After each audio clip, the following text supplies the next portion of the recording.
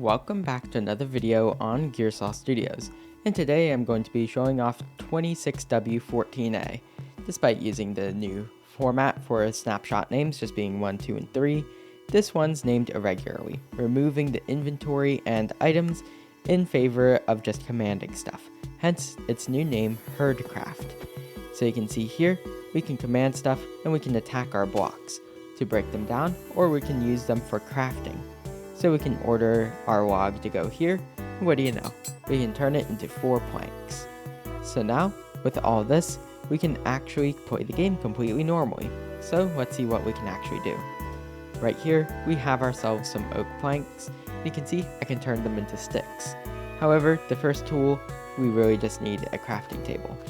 So let's look at our tools for actually playing. We have the punch, which is just your hand. We can tie things with a lead.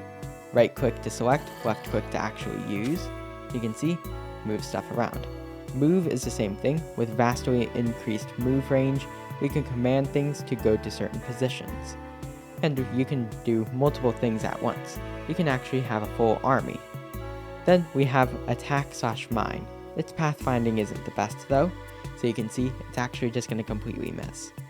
So now we can command it to do some stuff. Right here, there's actually about to be a zombie. This was actually completely unplanned, but the zombie hates blocks because blocks are friendly now. So now, you can see here, our little wood block is going to attack our zombie. And you can see he takes minimal damage. We'll need to craft tools to actually handle stuff.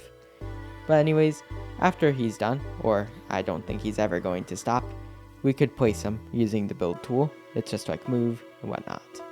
But besides that, we have craft, and we also have grouping for organization, which I'll show in a moment. So here, I can order the blocks to move. I can do multiple at once, and you can see they're just going to try and pile up, which is not very helpful. Instead, we have to do each one by one, and now we have our crafting table. And you can see, we can have a full crafting array now. As you can see, crafting is quite cumbersome in this. There are upgrades to the crafting table, namely the crafter and exclusively the crafter, and you still get the recipe book by right clicking, but still you have to organize everything yourself unless you get a crafter. So now let's keep going, and you can see here we have ourselves some logs. We're going to make a chest because you can see having things be entities can get really out of hand very quick. So now let's go through the arduous process of just asking all of our blocks, hey, can you do this for me? And they're going to do a pretty bad job at it, but eventually I'm going to get the job done. They do have collision as well, you can get trapped. But now, you can see right here, we have ourselves a chest, so hooray. Now, with our chest in hand, we can stick things into it, and they'll also absorb nearby things. So I'm going to command these seeds, go next to the chest, and they're going to get eaten. So now, wheat seeds in hand, we can put them back into the world, and what do you know? You also have organization. Everything comes with you in this world, so you can live a perfectly nomadic lifestyle. Then, we also have the crafter, and the crafter is exactly what you'd expect. Since it does redstone, and redstone, admittedly is just not much of a mechanic anymore, we can just ask it to do stuff, and it will command everything nearby to do it. I asked it to do a barrel, but unfortunately, we don't actually have slabs, so we're going to have to manually ask it to do that. So now, it's going to call an oak plank from all the way over there. You can do it, little buddy. Eventually.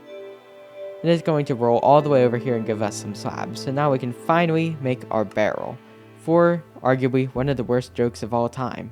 So get ready for this one. Remember, it's the Mojang devs that did this, I'm just a messenger. So now, with everyone here, almost, this guy's in the way, we have a barrel, and the barrel is just like a chest, and I can ask it to move. I've just done a barrel roll, and it has eaten my crafter. So hooray, you can do barrel rolls in this update.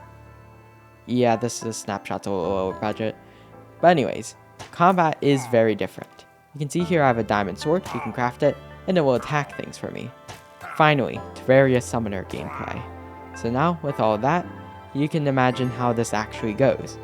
Let's try grouping stuff. You can see here, I selected all these guys for groups, and now I can make them move around. Now, I've also managed to make them build themselves another portal before, and as you can see here, Anyways, we're in the nether now, and this can get quite difficult actually.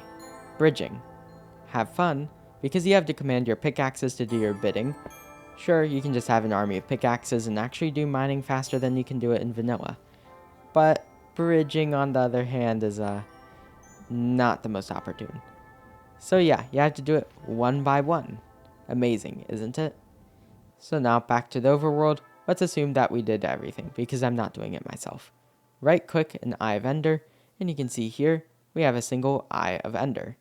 So we can actually do our task of beating the game. The Ender Dragon fight's a bit easier because of the sword thing, but building the end portal is a real battle.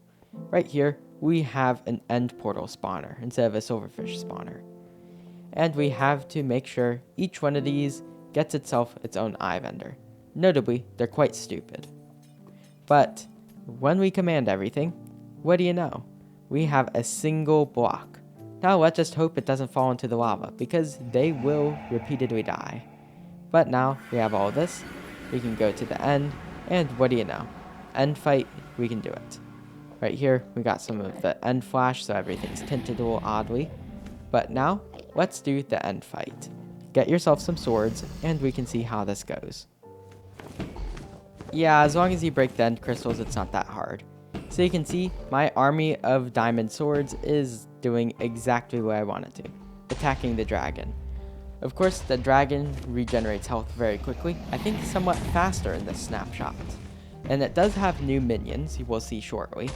But you can see all throughout here, when we break the crystals and it can't heal anymore, these diamond swords are remarkably effective. So you can actually beat the game quite quickly with this, assuming you can somehow get through the nether. Combat challenges are no more because you're playing Summoner. All of the swords are just going to do everything for you, and they have very high durability, but they are not unbreakable. We can also see one of the minions thinks it got me, but hasn't quite.